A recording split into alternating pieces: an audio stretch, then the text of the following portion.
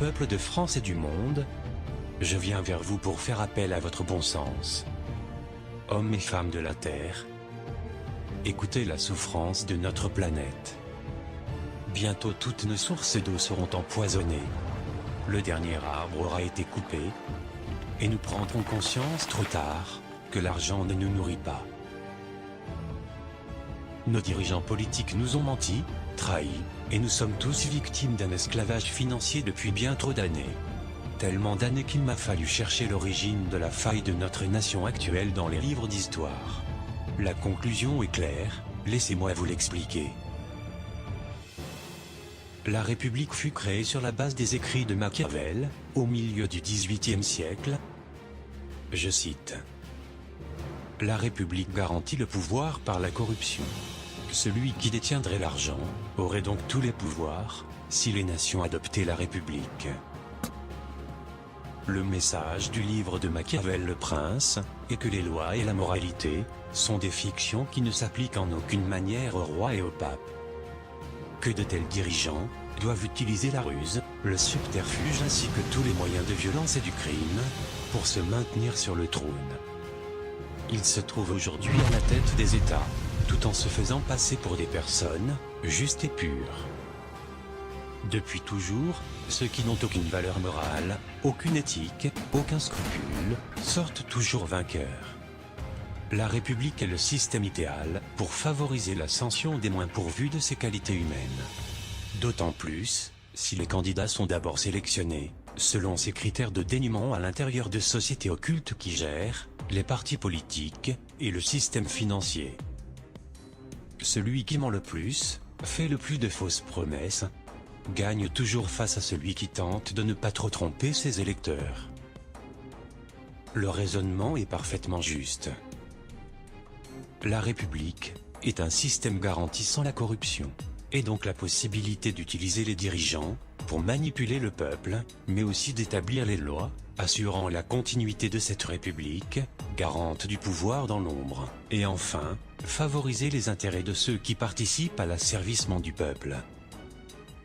Après 2 guerres mondiales, ils ont réussi à imposer sur presque toute la planète un système qui leur permet de contrôler la vie politique et économique de chaque pays.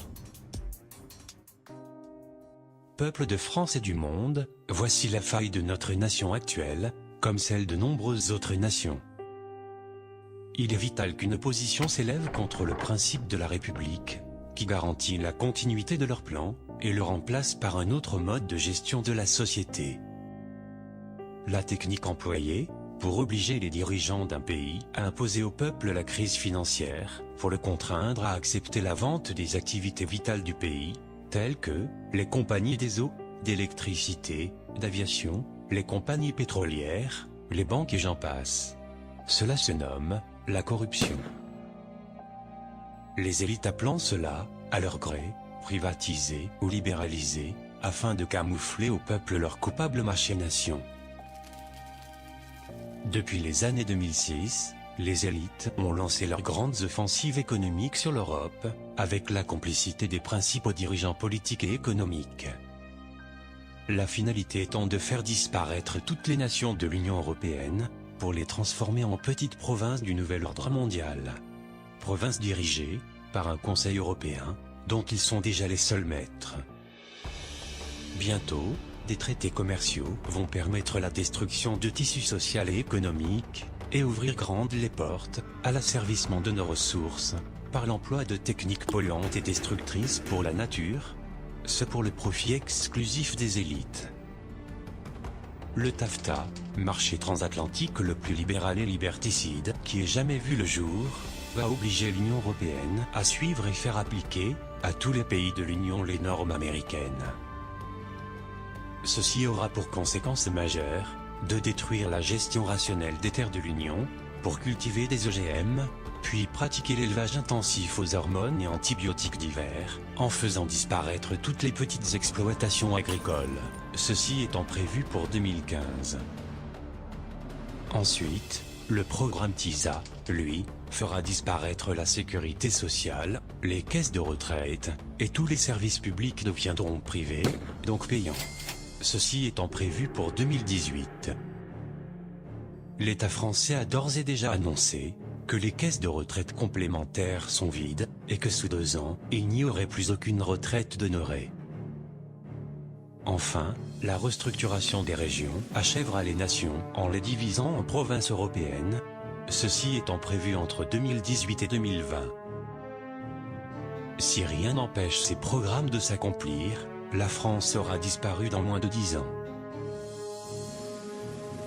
Une personne seule ne pourrait rien contre cela. En revanche, un peuple uni, un peuple assez fort culturellement, pour disposer à la fois d'une base sociale solide et d'une philosophie civique. Un peuple dont le pays offre assez de rayonnement international pour que son action soit rapidement suivie par d'autres nations. Un tel peuple pourrait prendre définitivement son avenir en main.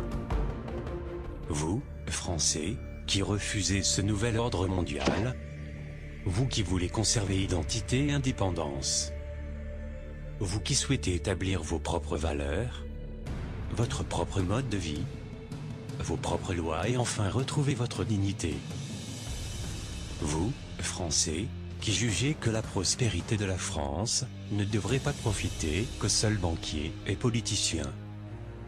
Vous, Français indivisibles, de toute religion, de toute ethnie, de toute profession, de tous niveaux sociaux, de toute région, prêts à défendre une valeur unique d'un pays libre, tendant la main à tous les peuples de la terre, invitant à refuser les guerres et la dictature mondiale de quelques familles.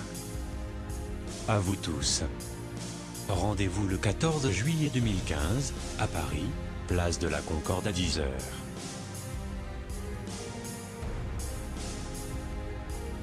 Le fait de mettre en place un concept humaniste à la tête de l'État changera profondément notre société. Les effets s'en feront sentir immédiatement, comme par exemple la disparition de la précarité financière, donc de la pauvreté, des sans domicile fixe, des restos du cœur, et bien d'autres. Le retour à la sécurité dans les rues, la baisse des suicides, l'enthousiasme des jeunes. L'amélioration de la qualité de vie, pour tous sans exception. Car dans un premier temps, le gouvernement provisoire va se concentrer à procéder à la suspension des contraintes les plus lourdes, pendant que le peuple travaille à la rédaction de sa nouvelle constitution.